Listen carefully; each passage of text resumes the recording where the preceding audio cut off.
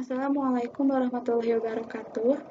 Perkenalkan, nama saya Dewi Kartika, NPM 19.357 dari kelas H. Di sini saya akan menjelaskan salah satu materi dari mata kuliah Hukum Ekonomi Syariah, yaitu Akad-Akad Syariah. Sebelum masuk ke dalam materi, saya akan menjelaskan mengapa saya memilih akad salam ini untuk saya presentasikan. Melihat kondisi sekarang, bagi para petani yang bergerak pada bidang agribisnis, pasti mereka membutuhkan modal untuk memulai usaha-usahanya. Maka dari itu, mereka pergi ke bank untuk meminjam modal untuk melakukan usaha-usahanya. Nah, baru setelah mereka mendapatkan hasil dari usaha tersebut, mereka akan membayar hasil membayar bekas pinjaman mereka. Nah, dilihat dari proses transaksi tersebut bisa dibilang merupakan akad salam. Nah, di sini ada pengertian akad salam. Akad salam adalah akad jual beli berdasarkan cara pemesanan. Prosesnya, pembeli akan memberi uang terlebih dahulu, jadi sistemnya itu pemberiannya dilakukan secara penuh di awal untuk membeli barang yang spesifikasinya sudah dijelaskan secara rinci. Lalu baru produk akan dikirim. Kata akad salam itu berasal dari as-sholaf atau pendahuluan atau al-mahawi'iz, barang yang mendesak. Di sini saya akan menjelaskan juga perbedaan akad syariah dengan akad konvensional. Akad salam yang pertama itu dilakukan berdasarkan prinsip syariah yang bersumber dari Al-Quran, hadis, dan fatwa ulama atau MUI. Yang kedua adalah terdapat sighat atau ijab kabul. Nah, sedangkan akad konvensional hanya melakukan berdasarkan hukum positif sesuai hukum perdata dan pidana yang berlaku. Lalu hanya ada perjanjian tertulis yang ditandatangani oleh nasabah.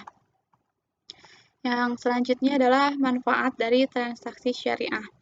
Yang pertama adalah membantu menyelamatkan ketergantungan umat Islam terhadap bank non-Islam atau konvensional yang menyebabkan umat Islam berada di bawah kekuasaan bank. Lalu yang kedua, dapat menjalankan bisnis dan aktivitas perdagangan yang berbasis pada perolehan keuntungan yang sah menurut Islam. Yang ketiga adalah dapat menghindari bunga bank uang yang dilaksanakan oleh bank konvensional. Karena sistem bank transaksi syariah itu menggunakan sistem untung rugi. Nah, yang selanjutnya ini adalah analisis SWOT. Yang pertama adalah strength atau kelebihan dari transaksi syariah.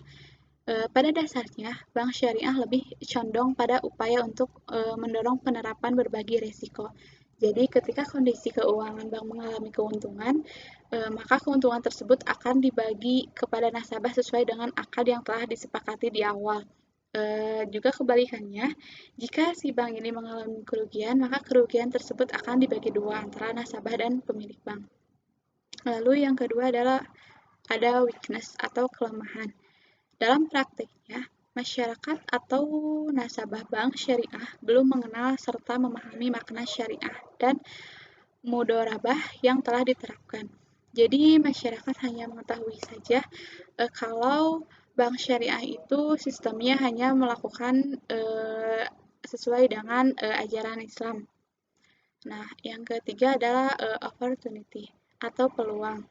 Belakangan ini, para ekonom muslim telah mencurahkan perhatian besar guna menemukan cara untuk menggantikan sistem bunga dalam transaksi perbankan dan membangun model teori ekonomi yang bebas dan pengujiannya terhadap pertumbuhan ekonomi, alokasi, dan distribusi pendapatan. Nah, transaksi ini sudah mendapat landasan hukum yang kuat, terdapat pada undang-undang. Jadi peluang untuk bisa membesarkan transaksi syariah ini semakin besar. Nah, yang terakhir adalah threat atau tantangan. Sistem perbankan syariah belum mendapat respon banyak dari kalangan umum, dikarenakan sistem perbankan konvensional masih melekat erat di kalangan masyarakat, dan masyarakat juga belum begitu memahami tentang suatu konsep perbankan syariah.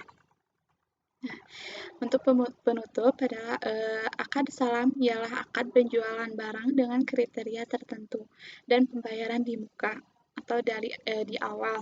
Maka menjadi suatu keharusan apabila barang yang dipesan adalah barang yang dapat ditentukan melalui penyebutan kriteria. Penyebutan kriteria ini bertujuan untuk menentukan barang yang diinginkan oleh kedua belah pihak. Seakan-akan barang yang dimaksud ada di hadapan mereka berdua.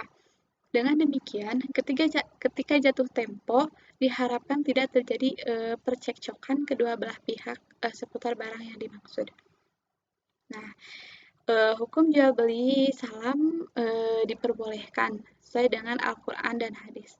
Rasulullah yang menganjurkan bahwa ketika melakukan jual beli salam harus memperhatikan kualitas, kuantitas, dan waktu yang tepat.